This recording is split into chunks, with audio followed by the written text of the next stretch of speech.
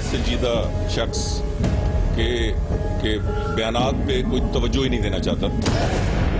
एक दिन में आके सारी बीमारियां खत्म हो गई। वाकई वो बीमार भी थे या ड्रामा था?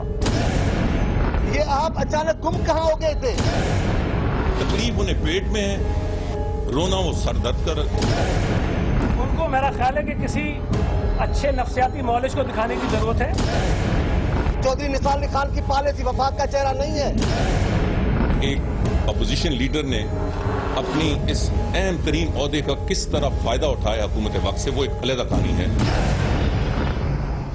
तवील तारीख है तनाव की जनाब चौधरी निसार अली खान और पाकिस्तान पीपल्स पार्टी के दरमियान, और ये आज की बात नहीं है, ये एक इसका बहुत तवील बैकग्राउंड है। और ये उस वक्त से है जब जनाब चौधरी निसार अली खान ने सियासत शुरू की थी, और वो जब उनकी सियासत की इब्तिदा हुई थी और वो मुसलसल जारी रही। गुज़िश्ता दौर में चौधरी निसार अली खान कायदे हिज़्ब इख्तिलाफ थे, पाकिस्तान पीपल्स पार्टी की हुकूमत थी, और इस दौरान भी ये तनाव कई बार शदीद झगड़े का, शदीद इश्तियाल का बाइस भी बना है। लेकिन ये तनाव, इसमें मजीद इजाफा और इसमें कैफियत ज़्यादा ख़राब हुई थी हालिया हफ्तों के दौरान, जब वफाकी हुकूमत और सिंध हुकूमत के दरमियान रेंजर्स इख्तियारात के मामले पर बहस शुरू हुई, और इस बहस की वजह से एक चपकलिश ने जन्म लिया। और जिसके बाद चौधरी निसार अली खान की वो तकरीर जो कि अब से चंद हफ्ते कबल उन्होंने की थी, जिसमें सिंध हुकूमत के हवाले से, रेंजर्स के इख्तियारात के हवाले से उन्होंने अपनी पोजीशन, वजारत दाखिला की पोजीशन इख्तियार की थी, उसके बाद से सूरत हाल और मजीद ख़राब हुई और होती चली गई। और पिछले चंद दिनों में हमने देखा है कि पाकिस्तान पीपल्स पार्टी जनाब चौधरी निसार अली खान को उसके कलीदी रहनुमा बराह रास्त उसका निशाना बना रहे थे, और ये कई दिनों से ये सिलसिला जारी था। इस दौरान जनाब चौधरी निसार अली खान खामोश नजर आए, जो कि उनकी तबीयत की बरक्स बात थी। लेकिन आज ऐसा लगा कि वो फट गए और बरहम तरीन नजर आए। आज उन्होंने एक प्रेस कॉन्फ्रेंस से खिताब किया, और इस प्रेस मीट के दौरान जिसमें उन्होंने अपनी, ऐसा लगा कि अपने दिल का गुबार निकाला, वो सूरत हाल पैदा हुई जिससे लगा कि अब वो सिर्फ तनाव नहीं है, वो सर्द जंग नहीं है, बल्कि जंग गर्म हो चुकी है और शोले भड़कते नजर आए। आज जनाब चौधरी निसार अली खान की प्रेस कॉन्फ्रेंस हुई, और उसमें जो उन्होंने गुफ्तगू की, उसके बाद पाकिस्तान पीपल्स पार्टी के रहनुमाओं ने, जनाब मौला बख्श चांडियो, जनाब सैयद खुर्शीद शाह, जनाब निसार खोड़ो, जनाब सेनेटर सईद गनी, इन सब ने अलहदा मीडिया से बात की और जनाब चौधरी निसार अली खान को आड़े हाथ लिया। इस सूरत हाल के हवाले से पाकिस्तान की दोनों बड़ी सियासी जमातों के दरमियान अब रंजिश में और उसकी तलखी में इजाफा बहुत ज्यादा होता नजर आया है। चौधरी निसार अली खान साहब ने आज अपनी प्रेस कॉन्फ्रेंस में जहां दूसरी बात की, उसमें सबसे ज्यादा संगीन इल्जाम उन्होंने कायदे हिज़्ब इख्तिलाफ जनाब सैयद खुर्शीद शाह पे लगाया। उन्होंने कहा कि वह सैयद होकर झूठ भी बोलते हैं, और उन्होंने सबसे अहम बात यह की, गो कि उन्होंने इसकी तफसीलात नहीं बताई, कि उन्होंने अपने ओहदे का गलत इस्तेमाल किया है और अपने ओहदे का से फायदे उठाए हैं। ये जनाब चौधरी निसार अली खान ने सैयद खुर्शीद शाह के बारे में की। जनाब चौधरी निसार अली खान का जवाब और उसके साथ ही जनाब सैयद खुर्शीद शाह का फौरी जवाब। मैं ऐसे गैर संजीदा शख्स के बयानात पे कोई तवज्जो ही नहीं देना चाहता। इसका फैसला आप खुद कर लें कि वो क्या कह रहे हैं, उनके 5 साल अदवार किस तरह के रहे। मैं ऐसे शख्स और मैं ये भी आपको यकीन दिलाना चाहता हूँ कि पिछले 2 साल वो कहते तो PTI है ना मुकमुका, मगर मैं इसकी कंफर्मेशन आपको कर रहा हूँ कि एक अपोजिशन लीडर ने अपनी इस अहम तरीन ओहदे का किस तरह फायदा उठाया हुकूमत वक्त से, वो एक अलग कहानी है। तो मैं ऐसे शख्स को वो इतनी अहमियत नहीं देना चाहता। मुझे अफसोस एक बात का है कि इनके नाम के साथ सैयद है, और एक सैयद इतनी गलत बयानी करे, मुझे इस पे अफसोस हुआ। जहां तक इल्जामात की बात है, उसका जवाब मैं पार्लियामेंट के अंदर मियां नवाज शरीफ की मौजूदगी में देना चाहता हूं, और उनसे कहूंगा कि वो कौम को बताए और साबित करे आज तक कि एक वो बात जिससे मेरी जात को फायदा पहुंचा हो, मेरी जात या मेरी फैमिली को या मेरे दोस्तों को फायदा पहुंचा हो, तो मैं इस सियासत को खैराबाद कह दूंगा। अब उनको वाज़ेह करना पड़ेगा اب ان کو بولنا پڑے گا, ثابت کرنا پڑے گا.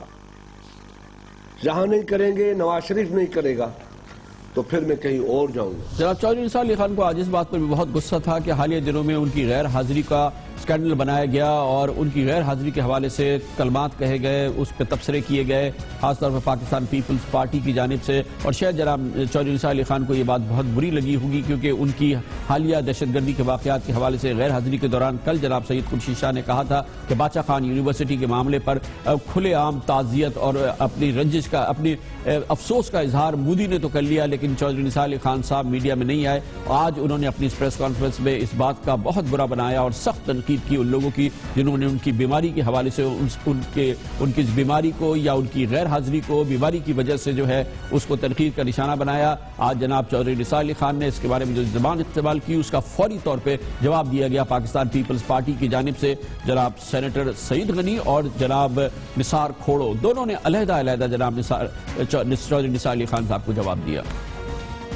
یہاں بیماری بھی ایک سکینڈل بن جاتا ہے. بالکل اسے تھینک یو. اگلے دن یہ ساری میڈیا میرے بیڈ سے میرا بیان, اور میں اس کے علاوہ ایکٹیو تھا, پورا دن چلتے رہے ہیں. دوسرے دن وہی میڈیا ایک پیپلز پارٹی کے لیڈر کا کہتا ہے کہ ایک واحد آدمی جس کا ایک لفظ مذمت کا نہیں کہا, اور وہ پورا دن اس کا وہ چلتا رہا. تو کوئی معیار تو ہونا چاہیے نا. پہلے تو وہ اپنا میڈیکل سرٹیفکیٹ دکھائیں دنیا کو کہ واقعی وہ بیمار بھی تھے یا ڈرامہ تھا. چودھری نثار صاحب اپنے میڈیکل سرٹیفکیٹ بھی دکھائیں کہ وہ ہر اس موقع پر گم ہو جاتے ہیں جب ان کی حاضری ضروری ہوتی ہے. فرماتے ہیں میری طبیعت خراب تھی. ہمیں لگتا ہے کہ ان کی طبیعت خراب نہیں تھی, خراب ہے, اور ان کو تکلیف کمر میں نہیں ہے, تکلیف کہیں اور ہے. ان کو میرا خیال ہے کہ کسی اچھے نفسیاتی معالج کو دکھانے کی ضرورت ہے تاکہ ان کو احساس ہو کہ وہ وزیر داخلہ ہیں. اسی لیے ہم نے کہا کہ اب یہ کھلی جنگ ہے پاکستان پیپلز پارٹی اور جناب چودھری نثار علی خان صاحب کے درمیان. چودھری نثار علی خان صاحب کا کہنا ہے کہ انہیں تنقید کا نشانہ پیپلز پارٹی صرف ڈاکٹر عاصم کی وجہ سے بنا رہی ہے اور کرپشن کیسز کی وجہ سے بنایا جا رہا ہے. پاکستان پیپلز پارٹی نے اس کا جواب دیا اور پھر ایک بار پھر انہوں نے کہا کہ طالبان سے ہمدردی چودھری نثار علی خان کو پاکستان مسلم لیگ نون کو یاد ہونی چاہیے. تکلیف انہیں پیٹ میں ہے, رونا وہ سر درد کر. اب کسی کو میری شکل نہیں پسند یا کسی کو کسی اور حوالے سے مجھے تکلیف ہے تو وہ اپنی جگہ پھر وہ بات کریں. اگر کسی کو ڈاکٹر عاصم کے حوالے سے تکلیف ہے تو اس حوالے سے بات کریں. اگر کسی کو ایف آئی کے حوالے سے تکلیف ہے اس حوالے سے بات کریں. اگر وہ چاہتے ہیں کہ میں ان کے جو کرپشن کیسز ہیں اس سے پیچھے ہٹ جاؤں تو پھر وہ مجھے کنفرنٹ کریں, میں اس کا جواب دوں گا. جب پیپلز پارٹی کی حکومت تھی تو یہ چودھری نثار اور ان جیسے اور بزدل لوگ دہشت گردی کے واقعات پر کبھی مذمت نہیں کرتے تھے, کبھی طالبان کی مذمت نہیں کرتے تھے. بیت اللہ محسود کے مرنے پر جو کرب اور اذیت چودھری نثار کے چہرے پہ تھی, کیا کسی پاکستان کے بے گناہ شہری کی ہلاکت پر جو دھماکے میں بے گناہ جانے گئی ہیں, کبھی وہ کرب اور اذیت وہ درد آپ نے چودھری نثار کے چہرے پہ دیکھا ہے؟ وہ ماتم جو بیت اللہ محسود کے مرنے پر اور طالبان لیڈرز کے مرنے پر چودھری نثار نے کیا تھا, کیا اس قسم کا ماتم پاکستان کے بے گناہ معصوم بچوں کے مرنے پر کبھی چودھری نثار نے کیا ہے؟ اس موضوع پر ہم بات کریں گے اور اس کے لیے ہمیں اب پاکستان پیپلز پارٹی کی وائس پریزیڈنٹ محترمہ شہری رحمان جوائن کر رہی ہیں. سینیٹر شہری رحمان ہمارے ساتھ ہیں. بہت بہت شکریہ آپ نے ہمیں جوائن کیا. آج آپ نے دیکھا کہ جناب چودھری نثار علی خان کا جو جذبات تھے وہ بہت زیادہ ان کو غصے میں تھے اور بالکل ایسا لگتا ہے کہ جو حالیہ دنوں میں ان کی کرٹیسزم ہوئی ہے آج اس کا بڑا انہوں نے ایگریسو جواب دیا ہے. پھر پیپلز پارٹی کی طرف سے بھی جواب ہوا ہے. آپ نے ان کی پوری پریس کانفرنس دیکھی ہے, کیا کہیں گی؟ وہ کہتے ہیں کہ صرف ان کو جو کرپشن کیسز سامنے آئے ہیں اس وجہ سے نشانہ بنایا جا رہا ہے, ڈاکٹر عاصم کی وجہ سے نشانہ بنایا جا رہا ہے, اور جناب آصف علی زرداری نے اینٹ سے اینٹ بجانے کی بات کری تو اس کا جواب دیا گیا تو اس وجہ سے نشانہ بنایا جا رہا ہے. اس لیے پاکستان پیپلز پارٹی صرف تنقید کا نشانہ بنا رہی ہے, ہدف بنا رہی ہے جناب چودھری نثار علی خان کو.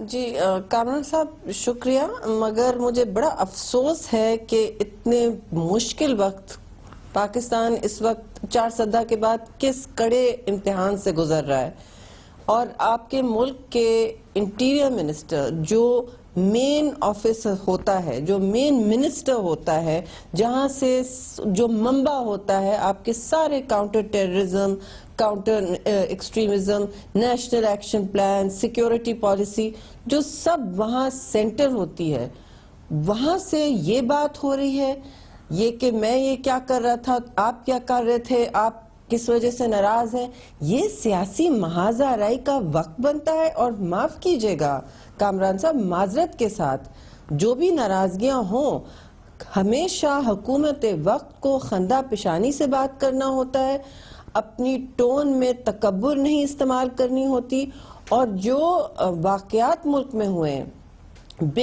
بے گناہ بچے شہید ہوئے ہیں، پہلے عامی پبلک سکول، اب آپ 4 سدے دیکھیں، میں جب وہاں سے نکلی ہوں تو میں سوچ بھی نہیں سکتی کہ سوائے ان کے مطالبات اور ان کے مسائل اور ان کا حل کرنا، وہ جوڈیشل کمیشن مانگ رہے ہیں، چاہے اس کا حل ہو یا نہ ہو، لیکن اتنا تو ہم پہ بنتا ہے، اتنی تو ہمیں ہیوملٹی ہونی چاہیے کہ ہم ان ماؤں اور باپوں کی اور لوائقین کی، ان والدین کا غم اور غصہ سمجھ سکیں۔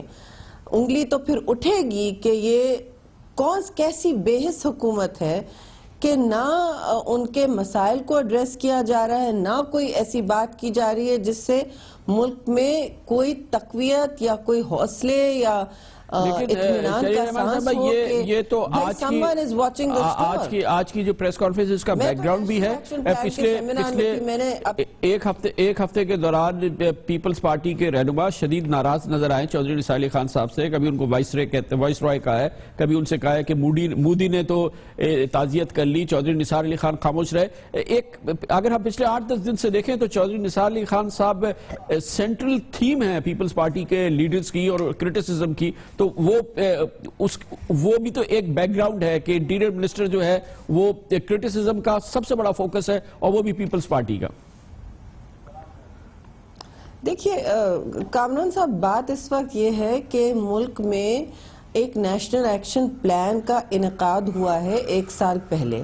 اب یہ نیشنل ایکشن پلان صرف حکومت کا نہیں تھا، اس پر سب کی شراکت داری اور سب کے ایک حامی بھری گئی ہے۔ ایک آل پارٹیز کانفرنس قومی سطح پہ بلا کے ہم اپنے بنیادی حقوق سلب کر کے کسی طرح ہم نے کہا کہ جو بھی ہے اس ملک سے یہ ناسور نکالنا ہے۔ اب انٹیریئر منسٹری کے بغیر یہ کام نہیں ہو سکتا، نہ ان کی کوئی آؤٹ ریچ ہے، نہ وہ سندھ پہنچتے ہیں، نہ وہ کوئی بات کرتے ہیں۔ ابھی 4 سدے تو کوئی نہیں گیا میری نظر میں، آپ سے پوچھوں گی کیونکہ میں نہیں فالو کرتی ایکٹیویٹیز ان کی۔ چودھری نثار صاحب نہیں گئے ہیں، مگر پی ایم ایل این کا ایک گورنمنٹ کا ایک پورا ڈیلیگیشن 4 منسٹرز کا اس انسیڈنٹ والے دن گئے تھے۔ بالکل ڈیلیگیشن گیا ہے کامران صاحب، بالکل ڈیلیگیشن۔ میں نہیں کہتی کہ یہ پوری فیڈرل گورنمنٹ بے حصہ ہے یا پوری فیڈرل گورنمنٹ کے دل میں پاکستان کے لیے دل دھڑکتا نہیں ہے، میں یہ نہیں کہہ رہی ہوں۔ میں یہ کہہ رہی ہوں کہ اس وقت پاکستان میں پولیٹیکل اور میچور لیڈرشپ کی ضرورت ہے جو اس طرح کی بھڑکیں اور محاذ آرائیوں سے گریز کرے، اور یہ ذمہ داری ہمیشہ وفاقی حکومت کی ہوتی ہے۔ یہ ذمہ داری ان حالات میں خاص طور سے انٹیریئر منسٹری میں بنتی ہے۔ ان کی بے شک ان کی علالت ہوئی ہوگی، ابھی اٹھ کے چلے جاتے، کہیں اور کسی دنیا میں ایسا نہیں ہو سکتا کہ 5 دن آپ دیکھیں کوئی وہاں سینئر سطح پہ کوئی ایسی جو ذمہ دار ادارے ہیں، چیف آف آرمی سٹاف وہاں پہنچے ہیں، ساری پارٹیز وہاں پہنچی ہیں، لیڈر آف اپوزیشن پہنچے، جس کا نام لے لیں وہ وہاں پہنچا ہے، لیکن یہاں ٹس سے مسہم نہیں ہو رہے، اور ہم کہہ رہے ہیں کہ جی کیا پرابلم ہے، کیوں واویلا مچ رہا ہے؟ تو آپ کے خیال میں اس مسئلے کا حل یہ نہیں ہے کہ پیپلز پارٹی کی لیڈرشپ، آپ اور چودھری نثار علی خان صاحب، آپ لوگ بیٹھ کے، کیونکہ قوم پریشان ہو جاتی ہے، جب پولیٹیکل لیڈرشپ ایک کھلی جنگ میں مصروف ہو تو وہ جو دہشت گرد ہے، جو دہشت زدہ قوم ہے، وہ پھر دیکھتی ہے کہ یہ ہماری لیڈر جو ہے یہ تو ایک دوسرے سے لڑے، پہلے اس سے فراغت حاصل کرے تو ہمیں بچانے کی بات کرے نا، یہ تو پہلے ابھی ایک دوسرے کو فنا کرنے کے لیے نکل پڑے۔ جی دیکھیے، پھر میں عرض کروں گی، جو میں آپ سے کہہ رہی ہوں وہ یہی بات ہے کہ یہ وقت نہیں ہے اس لیول کی جو انہوں نے محاذ کھول لیا ہے. اور یہ دیکھیے بات آج سے نہیں ہے.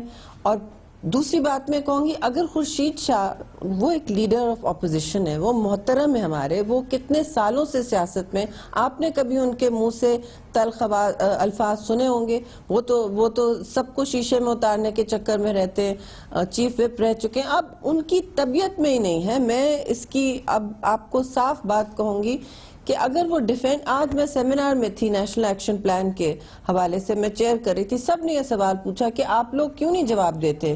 آپ لوگ کیوں نہیں جواب دیتے جب یہ حکومت آپ سے اس طرح کی سوال جواب کرتی ہے اور ہم مشتعل ہو جاتے ہیں، آپ لوگ جواب نہیں دیتے؟ تو خورشید شاہ ایک اکاؤنٹیبل جواب دہ سیاستدان ہے. ان کو بھی اپنی گھر کے حلقے میں جانا ہے. وہ سکر سے بیٹھ کے یہ سنتے رہیں گے. ابھی بھی انہوں نے پھر بھی کہا کہ میں واپس جا کے پارلیمان میں بات کروں گا، میں نواز شریف کے ہوتے ہوئے بات کرنا چاہتا ہوں. ابھی بھی ان کا لہجہ ان سے تو کم تلخ ہے. یہ ذاتیات پر ہم نہ کبھی لاتے ہیں بات کو. یہ کہ وہ فلاں کے نام میں سید ہے، نہیں ہے، جھوٹ بول رہا ہے. یہ بتائیں ملک میں یہ زیب دیتا ہے کہ آپ ملک جل رہا ہے، خطے میں تنگی ہے اور آپ اس طرح کی باتیں کر رہے ہیں. پھر لوگ ظاہر ہے پوچھتے ہیں کہ آپ لوگ سویلین ویکیوم ہیں. افسوس یہ ہوتا ہے ہم کہیں ملک سے باہر جائیں تو ہمیں تو عادت ہے ملک کی ترجمانی کرنے کی، نہ کہ اپنے اندر جو محاذر آئیاں ہیں، مسئلے مسائل ہیں ان کی ہم سب کی دفاع کرتے. آپ ہمیں جگہ تو چھوڑنے دیں دفاع کرنے کے لیے. ہم کیا بولیں گے باہر جا کے کہ پاکستان میں یہ ہو رہا ہے؟ یہ کوئی اچھی بات ہے؟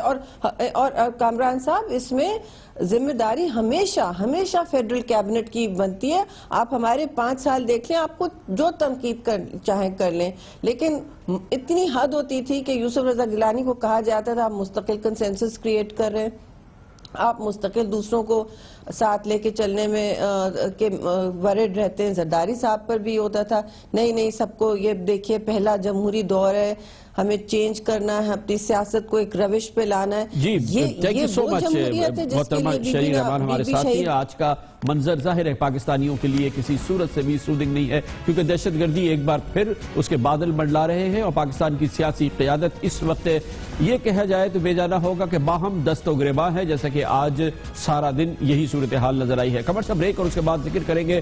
دہشت گردی کا شکار ایک بار پھر خیبر پختونخوا ہے. دہشت گردوں کے خلاف جنگ ہونی ہے. یہاں پر آرمی پبلک اسکول، باچا خان یونیورسٹی پہ حملے ہو چکے ہیں اور اس دہشت گردی کے خلاف جنگ میں فرنٹ لائن پہ کھڑی ہے خیبر پختونخوا کی پولیس اور اس کے سربراہ جناب ناصر خان درانی ہمارے ساتھ ہوں گے کمرشل بریک کے بعد.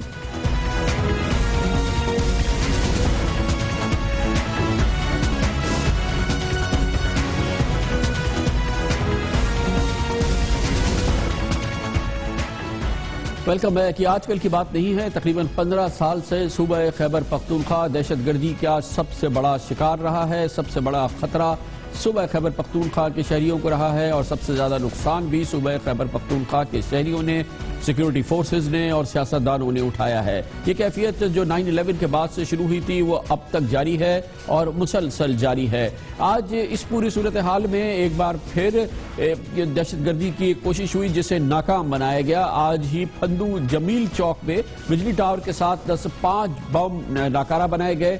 پولیس کو اطلاع ملی تھی کہ یہاں پر کوئی مشکوک چیز موجود ہے. جب بم ڈسپوزل اسکواڈ وہاں پہنچا تو اس میں سے تقریباً 20 کلو گرام جو بارود تھا وہ ریکور کیا گیا ہے اور بہت بڑی دہشت گردی کا ایک واقعہ تھا جو کہ بچ گیا. یہ آج کا واقعہ ہے. کل سیکیورٹی ایجنسیز نے اور سیکیورٹی فورسز نے پشاور کے جی ٹی روڈ سے انتہائی خطرناک فورن ویپنز، غیر ملکی اسلحہ بھاری تعداد میں تھا، اس کو پکڑا تھا. سیکیورٹی آفیشلز کہتے ہیں کہ یہ اسلحہ مختلف ممالک کی افواج کے خصوصی دستے استعمال کرتے ہیں. یہ بہت ہی اسپیشل قسم کا ویپن تھا جس میں ٹیلی اسکوپ اور سنائپر گنز وغیرہ شامل تھی. ان سب کو ریکور کیا گیا. یہ کل کا واقعہ ہے. ہم نے آپ کو اپنے پروگرام کی ابتدا میں بتایا کہ آج جہلم میں دہشت گردی کی ایک بڑی کوشش کو ناکام بنایا گیا ہے.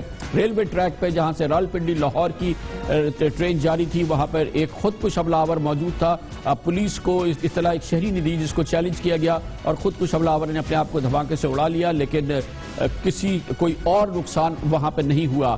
صوبہ خیبر پختونخوا میں سب سے اہم واقعات جو اس حکومت کے آنے کے بعد ہوئے ہیں اور خاص طور پہ پچھلے ایک سال کے دوران ہوئے ہیں, آرمی پبلک اسکول میں ہونے والی دہشت گردی اور باچا خان یونیورسٹی میں ہونے والی دہشت گردی جس میں 13 مہینے کا آپس میں فاصلہ ہے. یہ سب سے خطرناک دہشت گردی کے واقعات ہیں. تعلیمی اداروں کو نشانہ بنایا گیا اور ایک بار پھر پاکستان میں دہشت گردی کے حوالے سے جو تفکرات ہیں اس میں اضافہ ہوا ہے. بہت اہم معاملے میں اس میں فرنٹ لائن پہ جو اس دہشت گردی کے خلاف جنگ میں صف آ رہا ہے وہ صوبہ خیبر پختونخوا کی پولیس ہے, جو بہت بہادری سے نہ صرف یہ کہ دہشت گردوں کا مقابلہ کر رہی ہے بلکہ پاکستان کے دوسرے صوبوں کے مقابلے میں سب سے زیادہ اس کے سینئر آفیسرز نے, مڈ لیول آفیسرز نے اور جوانوں نے اپنی جانوں کا نذرانہ پیش کیا ہے, جامع شہادت پیش کی ہے اور بہت بہادری سے دہشت گردوں کا مقابلہ کیا ہے. ایک بار پھر اس چیلنج سے نبرد آزما ہے صوبہ خیبر پختونخوا کی پولیس. صوبہ خیبر پختونخوا کی KPK پولیس کے انسپیکٹر جنرل پولیس جناب ناصر خان درانی, جو پاکستان پولیس سروس کے بہت اچھے آفیسرز, بہت ویل ریگارڈڈ آفیسر ہیں, ہمارے ساتھ پشاور سے موجود ہیں. بہت بہت شکریہ درانی صاحب. یہ ظاہر ہے کہ بہت ہی اپ ہل ٹاسک ہے اس وقت آپ کے سامنے. اس وقت KPK میں باچا خان یونیورسٹی کے واقعے کے بعد تھریٹ پرسیپشن ہے کیا, خطرات کتنے ہیں اور کس حد تک وہ سنگین خطرات ہیں جس کا اس وقت آپ کو اور پھر عوام کو, KPK کے عوام کو سامنا ہے؟ دیکھیں, اس وقت ہم سب قوم کو یہ سمجھنے کی ضرورت ہے کہ یہ ایک بڑی مختلف قسم کی جنگ ہے. اس کے بڑے مختلف قسم کی ڈائمنشنز ہیں اور اس کے مختلف قسم کے ڈائنامکس ہیں, اور یہ جنگ جو ہے یہ عام کنونشنل وارفیئر نہیں ہے. دوسری چیز بہت سمجھنے کی ضرورت ہے کہ ہمارا جو خطہ ہے اور خاص طور پہ پاکستان میں خیبر پختونخوا کی جو لوکیشن ہے, اس کے اوپر جو اس کے نیبرنگ ایریاز کے اندر جو بھی کوئی واقعات ہو رہے ہوتے ہیں انٹرنیشنلی یا نیشنلی, اس کا امیڈیٹ ایفیکٹ اور امپیکٹ سب سے پہلے اس صوبہ خیبر پختونخوا کے اوپر آتا ہے, کیونکہ ہماری 1600 کلومیٹر کی بارڈر جو ہے وہ ہمارا افغانستان کے ساتھ ہے, اور یہ جتنا بھی بارڈر ہے یہ بڑا پورس بارڈر ہے. سو وی ہیو ٹو انڈرسٹینڈ کہ بہت قرب سے جب چیزیں ادھر آئیں گی تو اس میں کیا سچویشن بنے گی. سو اس وقت صورتحال صرف یہ ہے کہ ہم تمام لوگ, تمام سیکورٹی کے ادارے, تمام فوج, تمام پولیس اور جو دوسرے اس میں انٹیلیجنس ایجنسیز ہیں, وہ اپنی اٹموسٹ کوشش کر رہی ہیں کہ وہ تمام چیزوں کو سیکیور اور امن رکھیں. جی, کوشش بہرحال اس میں کوئی ڈاؤٹ نہیں, آپ بالکل کوشش کر رہے ہیں اور دوسری سیکورٹی فورسز بھی کر رہے ہیں. لیکن باچا خان یونیورسٹی کے حوالے سے یہ کہا گیا ہے کہ اس کے بارے میں آپ کے پاس انٹیلیجنس انفارمیشن بھی تھی کہ یونیورسٹی اٹیک ہو سکتی ہے, اور دوسری چیز یہ کہ جو اس کی سراؤنڈنگز تھی وہ بڑی مشکوک تھی جس کو ضرور دیکھنا چاہیے تھا, خاص طور پہ اس کی جو بیک وال تھی اور اس کے پیچھے جو کھیت تھے, گنے کے کھیت, چھپنے کے لیے بہت آسان چیز ہے. کہا جا رہا ہے کہ یہاں سیکورٹی فیلئر ہے. باچا خان کے اندر جو واقعہ ہوا اس کا جو نقصان بہت زیادہ ہوا, اس میں کوئی شک نہیں ہے. ہماری نوجوان بچے جو MA کی تیاری کر رہے تھے, جو ان کے ایمز تھے, آبجیکٹیوز تھے, وہ اس کے اندر وہ شہید ہوئے, کچھ زخمی ہوئے. لیکن ساتھ ہی ساتھ آپ یہ دیکھیں کہ جس طریقے کے ساتھ سب نے رسپونڈ کیا, یعنی وہاں کے جو چوکیدار تھے انہوں نے بھی رکھے ہوئے تھے. اب بدقسمتی یہ تھی کہ دھند اتنی زیادہ تھی کہ ویزیبلٹی فیکٹر جو تھا وہ بہت بڑا آڑے آ گیا. اس نے بھی وہاں پہ رسپونڈ کیا ہے, اس نے بھی انگیج کیا ہے, اور چند منٹوں کے اندر جو پولیس وہاں پہ فوری طور پہ پہنچ گئی. اور آپ اس چیز کو تھوڑا یہ ریئلائز کریں کہ یہ جو رسپانس ہوتا ہے امیڈیٹ, یہ بڑا بیٹر کرتا ہے. اسی کیس کے اندر آپ ذہن میں یہ رکھیں کہ وہ جو لوگ آئے تھے ان کا بیسک پرپس تھا ہوسٹیج لینے کا, کہ ان تمام لوگوں کو ہوسٹیج بنا کے پھر آگے سے کارروائی کرے. لیکن چونکہ پولیس فوری طور پہ وہاں پہ پہنچ گئی, اور پہنچنے سے یہ ہوا کہ ان کا جو پلان تھا وہ سارا شیٹر ہو گیا اور وہ خود انگیج ہو گئے بجائے کچھ اور کر دے کے, اور اسی وجہ سے وہ لوگ مارے بھی گئے. اور اسی میں آپ کو پتا ہوگا کہ ہمارا جو جوان تھا جو اندر گیا تھا فوری طور کے اوپر, اس کی باڈی جو تھی وہ چھلنی ہو گئی تھی گولیوں کے ساتھ. اس کے باوجود وہ ہماری پولیس بھی لڑتی رہی ہے. ابھی بھی وہ ہمارا جوان جو وینٹیلیٹر کے اوپر پڑا ہوا ہے, لیکن جذبہ کسی میں کام نہیں ہے. اس کے بعد الحمدللہ اتنے شارٹسٹ پاسبل ٹائم میں ہماری آرمی وہاں پہنچ گئی, اور میں سمجھتا ہوں اتنا کوئک ریسپانس ویور کہ کہ پشاور سے وہاں اٹھے اور وہ کم سے کم ٹائم کے اندر امیڈیٹلی پہنچ گئے. ٹھیک ہے، مگر درانی صاحب یہ بتائیے گا کہ آپ نے کہا کہ سب سے بڑا مسئلہ جو ہے وہ پورس بارڈر ہے افغانستان کے ساتھ، ایک بہت بڑا بارڈر ہے، یہاں سے راستے ہیں، دہشت گرد وہاں سے اندر آ جاتے ہیں، لیکن یہ آپ کے علم ہے، سب کے علم ہے کہ یہاں پہ سلیپر سیلز ہیں، یہاں پہ ان کے سہولت کار ہیں، یہاں پہ ان کے معاونین ہیں، یہاں پہ ان کے سیف ہاؤسز ہیں، یہاں گھر ہیں، یہاں پہ ان کو پوری سہولت ملتی ہے، تمام ان کو جو باقی فیسلٹیز ہیں وہ یہیں پہ ہوتے ہیں، وہ یہیں پہ موجود ہیں. ان کے خلاف اگر نہیں کارروائی ہو پا رہی یا وہ نہیں بیخ کرنی ہوتی تو وہ تو ایک ویکنس ہے نا پولیس کی. بالکل آپ ٹھیک بات کہہ رہے ہیں، سہولت کار بھی ادھر ہوں گے، فیسیلیٹیٹر بھی ہوں گے، وہ کسی گلی میں رہ رہے ہوں گے، کسی محلے میں رہ رہے ہوں گے، کسی گاؤں میں رہ رہے ہوں گے.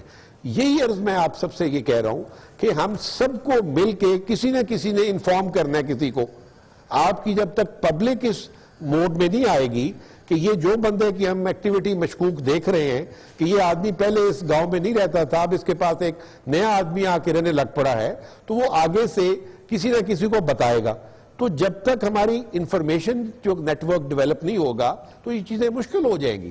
ہم تو دیکھیں نا اس وقت سرچ اینڈ اسٹرائک آپریشن اسی لیے کر رہے ہوتے ہیں کہ ان گھروں میں سے دیکھیں گے کون لوگ یہاں پہ اجنبی ٹھہرے ہوئے ہیں، لیکن وہ سارے کی ایکٹیویٹی کے لیے فردر اسٹرینتھن کرنے کے لیے پبلک کو اپنا بہت اہم رول کرنا پڑے گا. ابھی فار انسٹنس ہم نے خیبر پختونخوا کے اندر ابھی ایک نیا تجربہ ہم نے شروع کیا ہے، یہ پبلک لائزون کونسلز کا.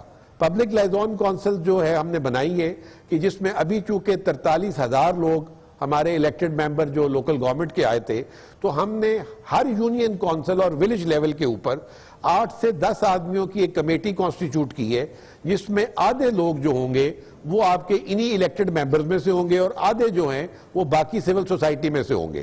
اور ان کے ذمہ ہم نے کام لگایا ہے جو صدیوں میں پہلے بھی کیا کرتی تھی کسی زمانے میں اسی سب کانٹیننٹ میں، کہ وہ اپنے ایریے کے بارے میں یہ بتائیں گے کہ یہاں پہ کوئی نیا کرایہ دار تو نہیں آیا اور اس نے پولیس کو آگاہ کیا کہ نہیں کیا، یہاں کی مسجد والا جو استعمال ہے پلیٹ فارم یہ کسی اور پرپس کے تو لیے نہیں ہو رہا. پھر وہ ساتھ یہ بھی دیکھیں گے کہ اس گلی محلے کے اندر اگر کوئی ایسی مشکوک ایکٹیویٹی نظر آ رہی ہے تو وہ فوری طور کے اوپر پولیس کو آگاہ کریں. یہ اچھی چیز ہے، ڈیفینیٹلی اچھی چیز ہے. لیکن درانی صاحب یہ بتائیے گا کہ آپ بار بار بات یہ ہوتی ہے کہ ہمیں انفارمیشن ملے، ہمیں انفارمیشن آئے، لوگ ہمیں انفارمیشن دیں تاکہ ہم ریئیکٹ کر سکیں. یہ بات سامنے آئی ہے کہ باچا خان یونیورسٹی کا ایک بڑے ٹیررسٹ انسیڈنٹ ہوا، پھر یہ کارخانوں میں خاصہ در فورس پہ جو ایک بڑا اٹیک ہوا. کہا گیا ہے کہ بڑی اسپیسیفک انٹیلیجنس انفارمیشن آپ کے پاس موجود تھی، خاصہ دار فورس کے حوالے سے بہت اسپیسیفک انفارمیشن آپ کے پاس تھی، اور باچا خان یونیورسٹی کے حوالے سے جب اتنی اسپیسیفک انفارمیشن بھی آ جائے اور اس کے بعد اٹیک ہو جائے اور پھر نقصان ہو جائے تو وہ کس کا فیلئر ہے؟ پھر دیکھیں نا آپ، پھر وہ چیز اچھا کیا سوال اس میں سے. فار انسٹنس آپ اس کینوس کو دیکھیں کہ جب اطلاع تو ایک آ جاتی ہے کہ فار انسٹنس ابھی آپ کے کسی ایک شہر کے بارے میں آ جائے کہ 2 دہشت گرد داخل ہو گئے ہیں. اب اگر اس شہر کی آبادی 1 کروڑ ہو، 50 لاکھ ہو، 20 لاکھ ہو تو it will take some time to locate him. کوئی ایسی ہمارے مشینیں اس طرح کا سسٹم نہیں ہے، دنیا میں بھی کہیں نہیں ہے. تو وہ پبلک نے اس کو انفارم کرنا ہے کہ جو بھی ایکٹیویٹی ہے، یہ میں پھر بار بار کہہ رہا ہوں کہ پولیس، پبلک، آرمی، یہ سب نے مل کے کرنا ہے. آپ کے میڈیا نے لوگوں کو انکلکیٹ کرنا ہے، ان کو آپ نے کنونس کرنا ہے کہ یار سب نے اپنا اپنا رول پلے کرنا ہے. بہت بہت شکریہ جناب Nasir Khan Durrani, inspector general police Khyber Pakhtunkhwa ہمارے ساتھ تھے. خبر سے بریک اور اس کے بعد ان پاکستانیوں کی، شاندار پاکستانیوں کی بات جو قوم کی خدمت کرتے ہیں، جو چیریٹی کرتے ہیں، جو انت تک کسی بھی وجہ سے کسی بھی فائدے کو دور رکھ کے پاکستانیوں کی، غریب پاکستانیوں کی مدد کرتے ہیں. ریاست جہاں دور دور نظر نہیں آتی وہاں وہ پہنچے ہوئے ہوتے ہیں. ان میں سب سے نامور پاکستانیوں میں ایک پاکستانی ہے عبدالستار ایدھی.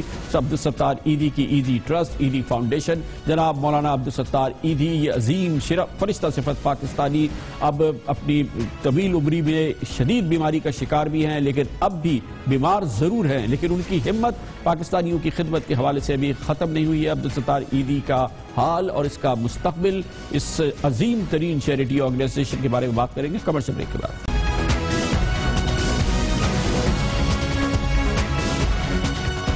پاکستان کے سب سے بڑے شہر کراچی کا نام مختلف حوالوں سے مختلف صورتحال سے روزانہ آپ سنتے ہیں، مگر ایک حوالہ جس کے حوالے سے بار بار کراچی کا ذکر نہیں آتا، روزانہ آپ کو سننے میں نہیں آتا، وہ اس کی سب سے شاندار پہچان ہے، وہ یہ کہ پاکستان کا سب سے بڑا شہر دنیا کے بڑے شہروں میں سے واحد ایک اتنا بڑا شہر ہے کہ جہاں پر چیریٹی فلاحی کام دنیا میں اس کی مثال بہت کم ملتی ہے۔ سب سے زیادہ دنیا کی کسی ایک شہر میں اس انداز کی اتنی بڑی چیریٹی آرگنائزیشنز چلانے کا جو اعزاز ہے وہ کراچی کو ہی حاصل ہے۔ اور جب چیریٹی کی بات ہوتی ہے زندہ غریب پاکستانیوں کی، یا وہ پاکستانی جو اللہ کے پاس جا چکے ہیں اور وہ اس دنیا میں نہیں رہے، ان کی خدمت کی اور ان کی دیکھ بھال کی، یا ان کے جنازے کی بات کری جائے، ان کے کفن کی، تو جس شخص کا نام آتا ہے وہ عبدالستار عیدی، جو پاکستان میں چیریٹی اور سماجی خدمات کی ایک پہچان بن چکے ہیں۔ مولانا عبدالستار عیدی نے سب سے پہلے پاکستان میں چیریٹی کا اتنا وسیع جال پھیلایا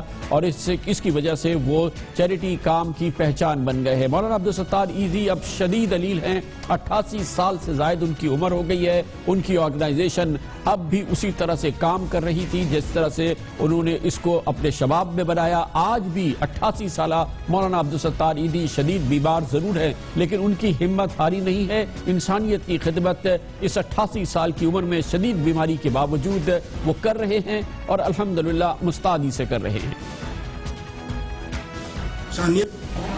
ڈاکٹر عبدالستار عیدی فٹ پاتھ پر بیٹھ کر آپ سے بھیک مانگ رہے ہیں۔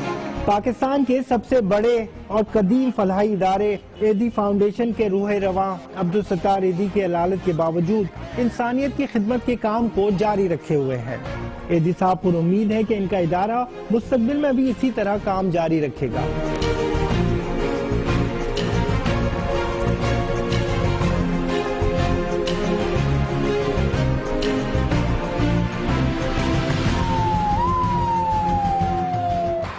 پاکستان بنے 6 دن ہوئے تھے جب عبدالستار عیدی نے میٹھا در سے فلاحی ادارے کو شروع کیا تھا۔ قریب 59 سال ہونے کو ہیں، لیکن 88 سال کی عمر اور بیماری کی حالت میں بھی عیدی صاحب کا جذبہ جوان ہے۔ تکلیف ہوتی ہے، لیکن یہ کام میں تکلیف کو نہیں دیکھا جاتا۔ انسانیت کا بڑا ہے۔ پاکستان میں عیدی صاحب کو رول ماڈل بنا کر انصار برنی، چھیپا، سیلانی اور دیگر فلاحی اداروں نے کام شروع کیا۔ عیدی صاحب نے فلاحی کام کا آغاز اکیلے ایک ایمبولنس سے شروع کیا تھا۔ 2014 کے اعداد و شمار کے مطابق ملک بھر میں 335 عیدی سینٹرز اور 17 عیدی ہومز ہیں۔ 3500 ورکرز اور 3000 رضاکار خدمات انجام دیتے ہیں۔ ملک بھر میں 1590 ایمبولنسز ایمرجنسی میں کام کرتی ہے۔ ملک بھر میں مریضوں اور میتوں کی منتقلی کے لیے 750 جدید ایمبولنسز ہیں۔ 3,32,000 مریضوں اور میتوں کو ایمبولنس سروس دی گئی۔ 4,561 لاوارث میتوں کی عیدی قبرستان میں تدفین کی گئی۔ ملک بھر کے شیلٹر ہومز میں 6,680 خواتین اور بچوں نے پناہ لی۔ 2,266 ذہنی مریضوں کو عیدی شیلٹرز اور بلقیس عیدی ہومز میں داخل کیا گیا۔ چائلڈ ہومز میں 428 لاپتہ بچوں کو داخل اور 260 بچوں کو ورثہ کے حوالے کیا گیا۔ عیدی ڈائگنوسٹک سینٹر میں 52,510 مریضوں کا مفت علاج کیا گیا۔ کراچی اور گڈانی کے ساحل پر عیدی کے غوطہ خوروں نے 42 لاشیں نکالی۔ عیدی لنگر میں سالانہ 6.5 لاکھ افراد ایک وقت کا کھانا کھاتے ہیں۔ مجھے ورکر کم ملتے ہیں، لیکن میں ان میں سے پیدا کرتا ہوں جو لاوارث ہوتے ہیں، ان میں جذبہ بناتا ہوں۔ اتنے بڑے ادارے کا انتظام آج تک عیدی صاحب کی مشاورت سے چلایا جاتا ہے۔ البتہ تمام خدمات کا انتظام ان کے بیٹے فیصل عیدی کو سونپا جا چکا ہے۔ فیوچر کے کچھ پلانز ایسے ہیں جو عیدی صاحب پہلے کام کرتے تھے، وہ بہت سارے بند ہو گئے، دوبارہ سے ان کو کھولنے کی جو ہے وہ ہم تیاری کر رہے ہیں۔ عیدی صاحب پر امید ہے کہ لوگوں کے احتیاط سے جو سلسلہ شروع ہوا ہے وہ آئندہ بھی جاری رہے گا۔ پروگرام دنیا کا عمران خان کے ساتھ کے لیے کیمرامین فرقان علی کے ساتھ ریاض اینڈی، دنیا نیوز، کراچی۔ ریاض انڈیا کی سپورٹ پہ آپ نے دیکھا کہ پاکستان کی دوسری فلاحی ادارے جو کہ اب کھلے ہیں، اور خاص طور پہ کراچی میں جو شاندار فلاحی ادارے کھلے ہیں، جناب عبدالستار ایدھی اور ان کی آرگنائزیشن ان کے لیے رول ماڈل ہے. آپ نے چھیپا ایمبولنس کا، سیلانی فاؤنڈیشن کا، دوسری ویلفیئر آرگنائزیشن کا نام سنا. کراچی میں عالمی شہرت یافتہ چیریٹی ادارے کام کر رہے ہیں، ویلفیئر ادارے کام کر رہے ہیں.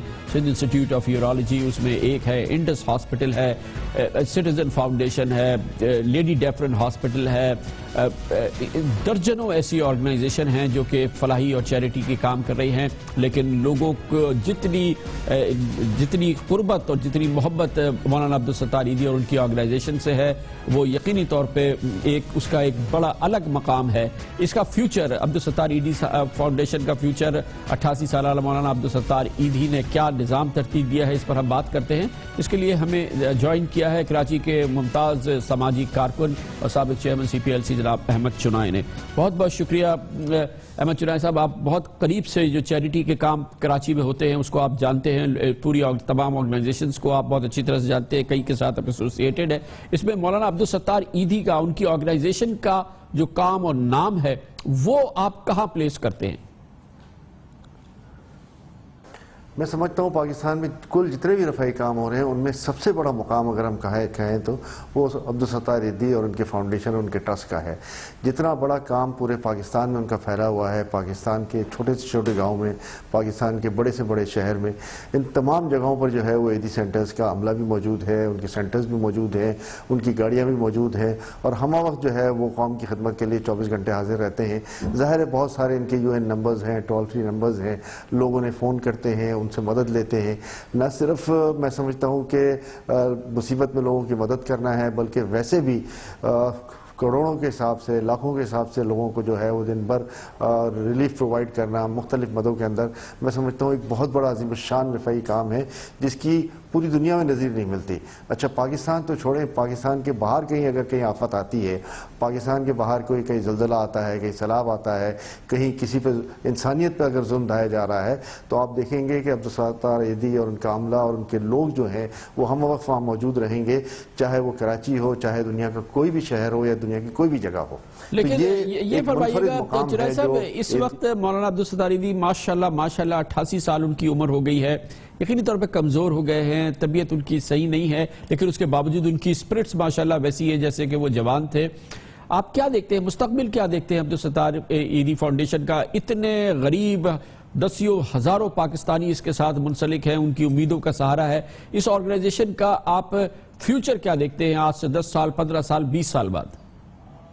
دیکھیں بلا شبہ اس بات کا کہنا کہ جی عبدالستار ایدھی صاحب کے بعد کیا ہوگا اس پورے فاؤنڈیشن کو یا اس پورے ٹرسٹ کو، تو میں سمجھتا ہوں کہ یہ ان کی خدمتوں کا اعتراف ہے کہ انہوں نے اتنے عظیم کام کیے ہیں، اور خدمت کے اس عظیم جذبے کو جو ہے وہ ہمیشہ اپنایا ہے، کہ جس کے تحت لوگوں میں یہ پریشانی تو ضرور ہے، لیکن میں سمجھتا ہوں کہ یہ اللہ کے کام ہے. اللہ تعالیٰ نے اس کے اتنے بڑے ادارے کو چلایا ہے، اور اللہ کی مدد سے جو ہے یہ ادارہ پورے دنیا میں انسانیت کی خدمت کر رہا ہے. یہ صرف مسلمانوں کی نہیں بلکہ پورے انسانیت کی خدمت کر رہا ہے. تو میں سمجھتا ہوں کہ اللہ تعالیٰ ہی جو ہے وہ اس کا راستہ بھی نکالیں گے. عبدالستار ایدھی صاحب کے صاحبزادے فیصل ایدھی صاحب بھی اب سرگرم عمل ہو گئے ہیں، اور وہ بھی جو ہے وہ تمام اس قسم کے رفائی کاموں میں بڑھ چڑھ کر حصہ لے رہے ہیں، آگے بڑھ کر آ رہے ہیں.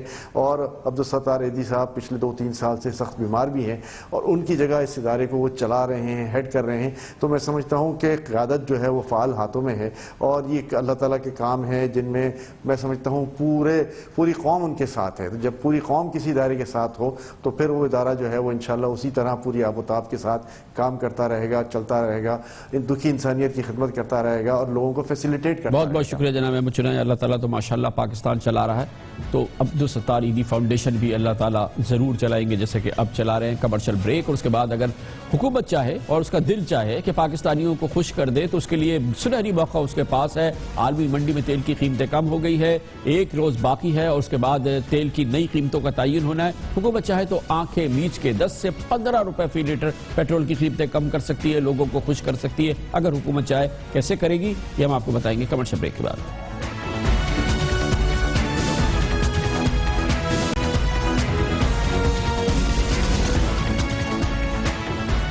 حکومت کا دل اگر یہ چاہ رہا ہو کہ پاکستان کے غریبوں متوسط طبقے کے لوگوں کی مدد کی جائے, انہیں خوش کر دیا جائے, تو اس کے پاس نادر سنہرا موقع ہے, اور وہ موقع ہے اس طرح سے اس کے پاس حاصل ہے کہ عالمی منڈی میں تیل کی قیمتیں ناقابل یقین حد تک کم ہوتی چلی جا رہی ہیں, اور حکومت کے پاس یہ موقع موجود ہے کہ پاکستان میں پیٹرول اور ڈیزل کی قیمتوں میں بڑے پیمانے پہ کم کر دے, کیونکہ حکومت پچھلے کئی ماہ سے جب سے تیل کی قیمتیں کم ہو رہی ہے اس طرف توجہ نہیں دے رہی ہے, اس لیے عالمی منڈی میں گرتی ہوئی تیل کی قیمتوں کا فائدہ پاکستان کے عوام کو نہیں ہو رہا ہے. تیل کی قیمتیں ایک اندازے کے مطابق جس حد تک اب گر چکی ہیں وہ اتنا تناسب ہے کہ حکومت چاہے مختلف اعداد و شمار کے ذریعے ہم آپ کو ثابت کر سکتے ہیں کہ کم از کم 10 سے 15 روپے فی لیٹر پیٹرول کی قیمت حکومت کم کر سکتی ہے, اسی تناسب سے ڈیزل کی اور دوسرے مصنوعات کی قیمتیں حکومت کم کر سکتی ہے. لیکن یہ بادشاہت ہے, معاف کیجئے گا, بادشاہی تھنکنگ ہو سکتی ہے کہ اس میں کیا کرنا ہے یا کیا نہیں کرنا, کیونکہ اس سے پہلے یہ چیز اس پہ عمل درآمد نہیں ہوا ہے,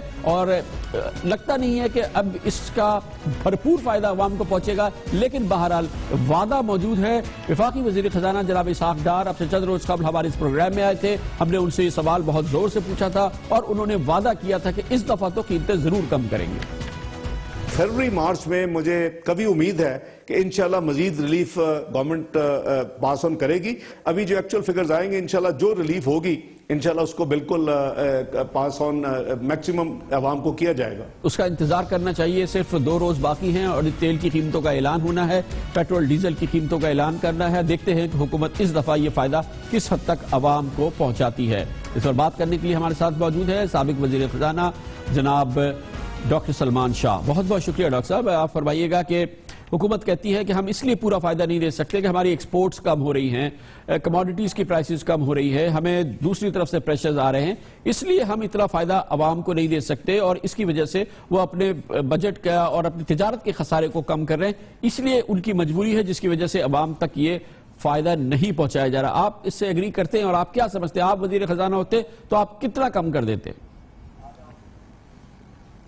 دیکھیں یہ تو ایک تو بڑی کلیئرلی بات ہے کہ آئی ایم ایف کے پروگرام کے تحت ہم نے بجٹ کے خسارے کو ایک سرٹن ٹارگٹ پہ لے کے آنا ہے, اور پیٹرولیم ٹیکسز ہیں جس میں کسٹم بھی ہے, جس میں سیلز ٹیکس بھی آتا ہے, جس میں پیٹرولیم لیوی بھی آتی ہے, وہ اس وقت تقریباً 600 ارب روپیہ آپ کا ریونیو میں اس سے جنریٹ ہو رہا ہے, اور پیٹرول کی قیمت اوپر جائے یا نیچے جائے یہ اماؤنٹ کم نہیں ہو سکتا, اس کو آپ نے مینٹین کرنا ہے.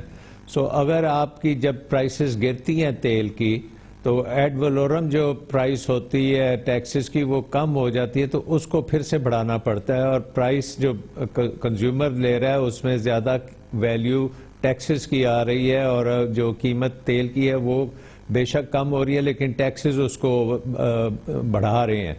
سو جب تک ہمارا یہ جو ٹیکس کا نظام ہے یہ درست نہیں ہوتا, جس سے ہم اپنے ڈیولپمنٹ کے لیے یا حکومت کے جو بجٹس ہیں ان کو پورا کرنے کے لیے آلٹرنیٹ ریونیو مینز نہیں ہوں گے, تو یہ پوری طرح بینیفٹ عام آدمی تک نہیں جائے گا. اب اگر ہم یہ دیکھیں کہ ٹریڈرز کے اوپر جو وہ لگا ہوا ہے بینکنگ نان فائلرز کے اوپر, کہ دراصل یہ پاکستان کے خزانے کو چلانے کا ایک اہم ذریعہ ہے, ایک بہت کلیدی ذریعہ ہے. تیل کی جو مصنوعات ہم خریدتے ہیں اور جو اس کی قیمتیں ہیں اس کے حوالے سے جو عوام اس میں جو کنٹریبیوٹ کرتے ہیں, دراصل یہ خزانے کو چلانے کا ذریعہ ہے, اس لیے اس کی قیمتوں کو اتنا کم کرنا حکومت نہیں چاہے گی, نہ کر سکتی ہے.